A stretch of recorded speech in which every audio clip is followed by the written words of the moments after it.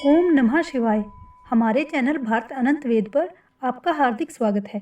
श्रावण मास महात्म को आरंभ करने से पहले हम सब मिलकर भगवान शिव का आह्वान करेंगे। हे महादेव, हे मेरे भोले शंकर, सावन के इस पावन महीने में हम सब मिलकर आपके महात्म का कथा वाचन और श्रवण कर रहे हैं।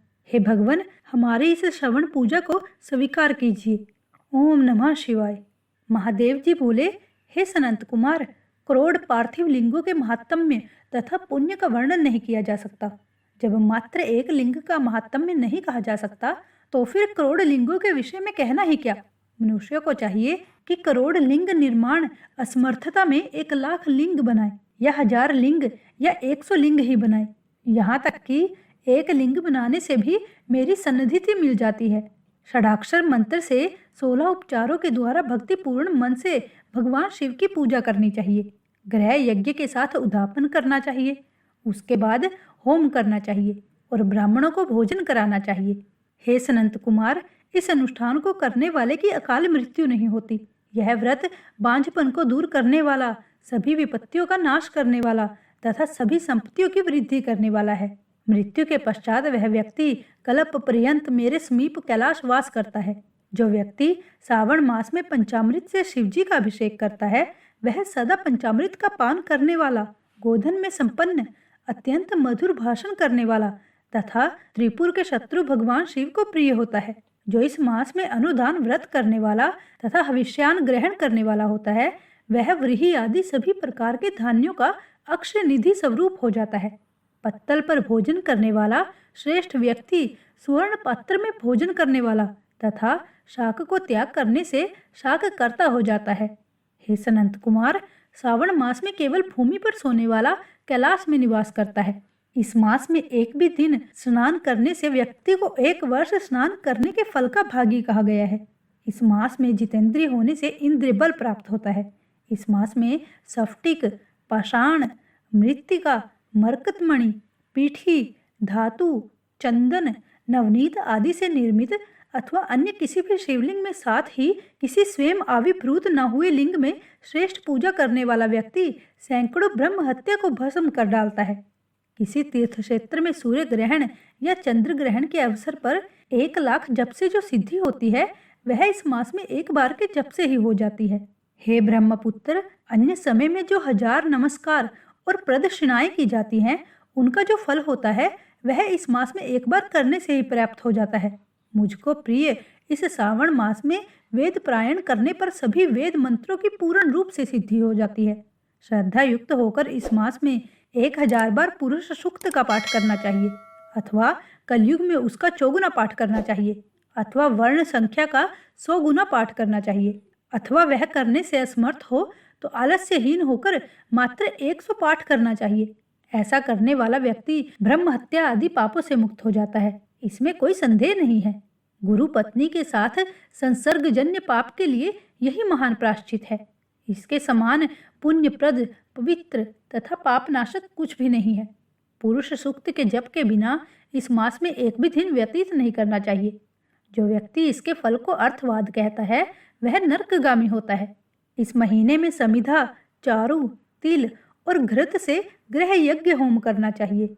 शिव के रूपों का भली भांति ध्यान आदि करके धूप, गंध, पुष्प, नैवेद्य आदि से पूजन करें और अपने सामर्थ्य के अनुसार कोटि होम, लक्ष होम अथवा 10 सहस्त्र होम करना चाहिए।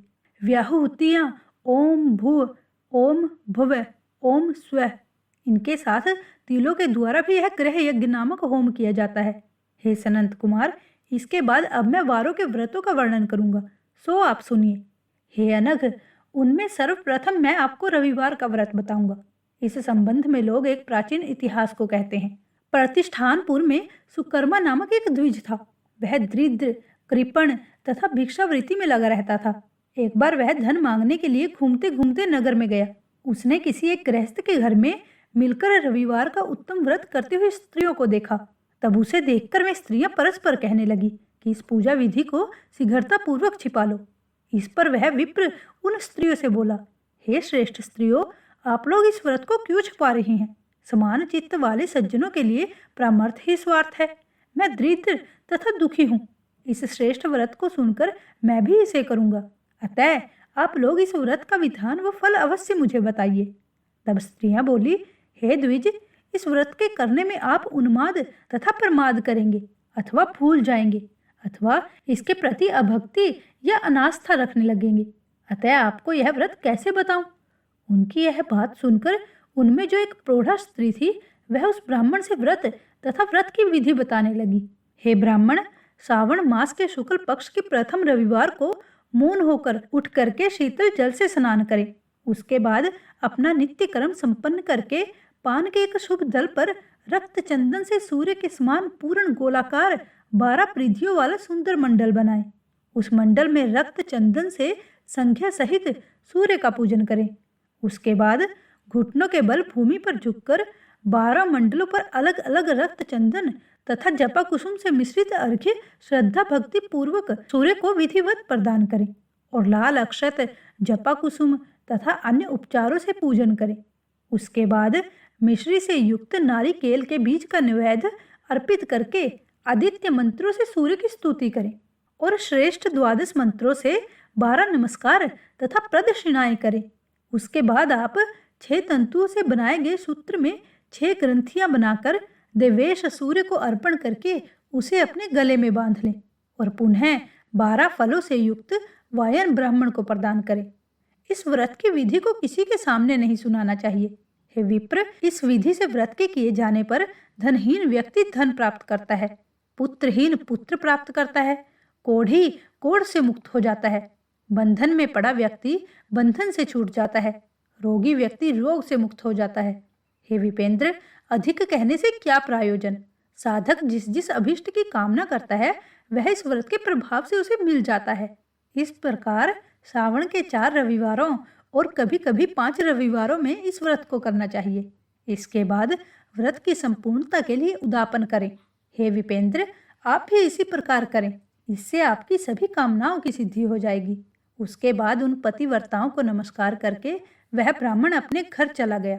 उसने जैसा सुना था उसी विधि से उस संपूर्ण व्रत को किया और अपनी दोनों पुत्रियों को भी वह विधि सुनाई।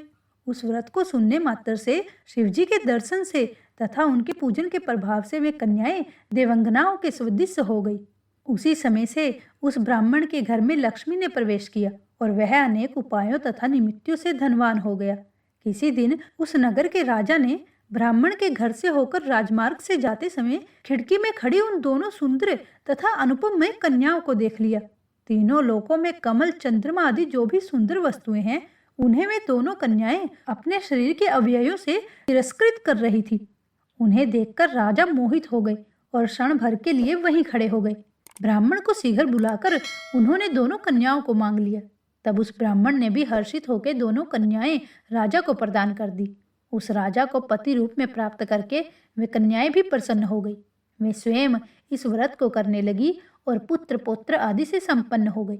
हे मुने, महान ऐश्वर्य देने वाले इस व्रत को मैंने आपसे कह दिया है। हे विधि नंदन, जिस व्रत के श्रवण मात्र से व्यक्ति सभी मनोरथों को प्राप्त कर लेता है, उसके अनुष्ठान करने के फल का वर्णन कैसे किया जाए? ओम नमः शिवाय। आज का अध्याय संपूर्ण हुआ।